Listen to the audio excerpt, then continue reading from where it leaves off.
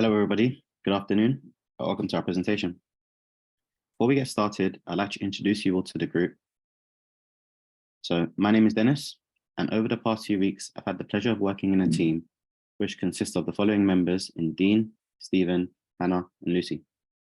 Together, we call ourselves the Rubber Ducks, and today we'll be demonstrating the app that we've created called Duckdale. So what is Duckdale?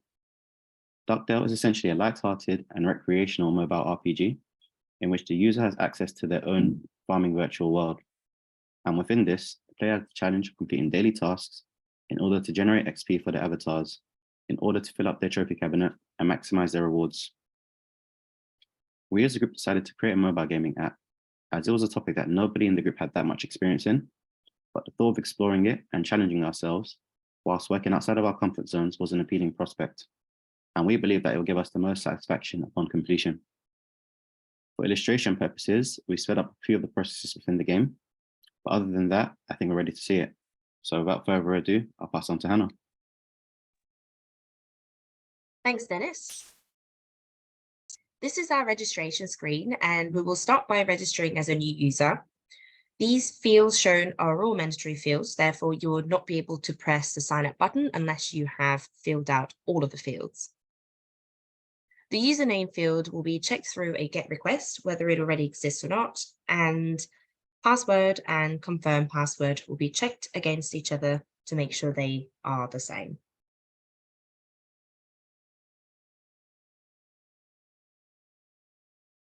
Once the user's account has been created, the user will be asked to choose their avatar.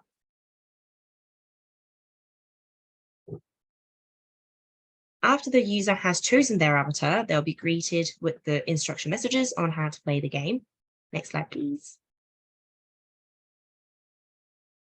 Then we land on our home screen where the background is dynamic, depending on which season we're in. We fast forwarded the cycle so you can see the background image changing. You'll be able to see the customized welcome message on the top left corner and the user's energy level, coins available to use, and the settings button on the top right corner. You can also view the user's daily challenge on this screen. Next slide, please. As a new user, you'll navigate to the shop tab to purchase some seeds in order to plant crops.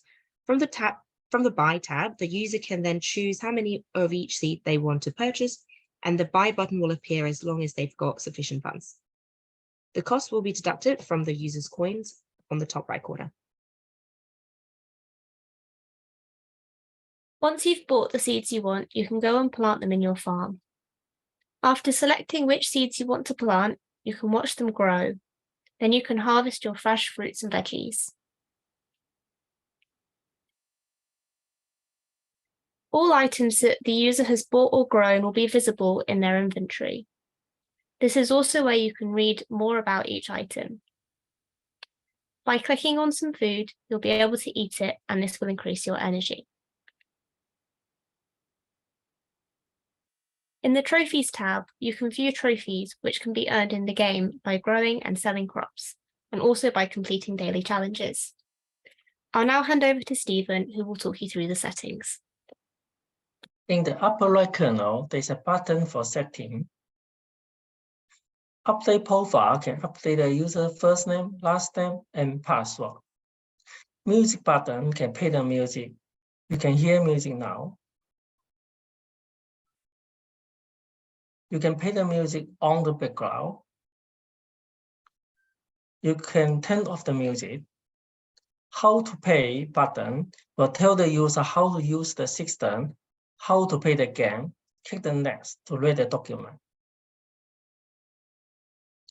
Logout button can log out the system. I will pass it back to Lucy. Thank you. Once an existing user is ready to play again, they can use the login screen to log in with their username and password. This lets them log back into their account and play again later.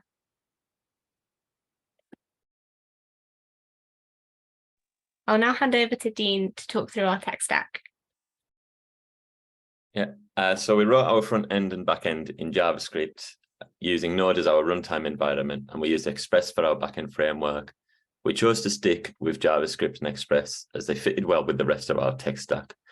We went with MongoDB as our database program, with Mongoose for our library for its simplicity in making schemas and high-speed data access, which we needed for the many requests that we would be making with the app. The more that we developed the front end, the more we found we'd made a good choice with Mongo, as it was easy to make changes and adapt the back end.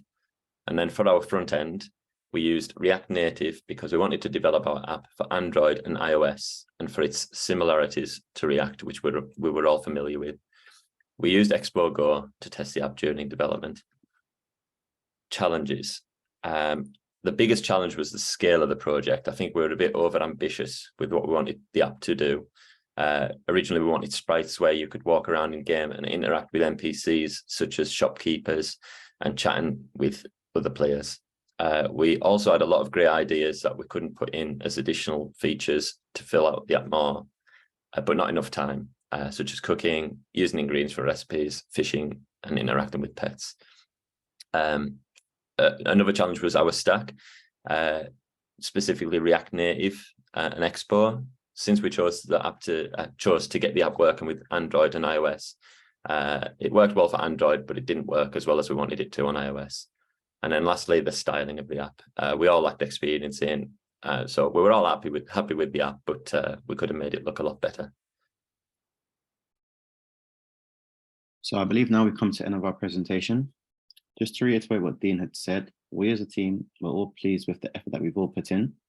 We've all learned a lot from each other and working together, and we found out that all the best solutions lie within the documentations. We hope that you all like that we've created. Thank you. Goodbye. Take care.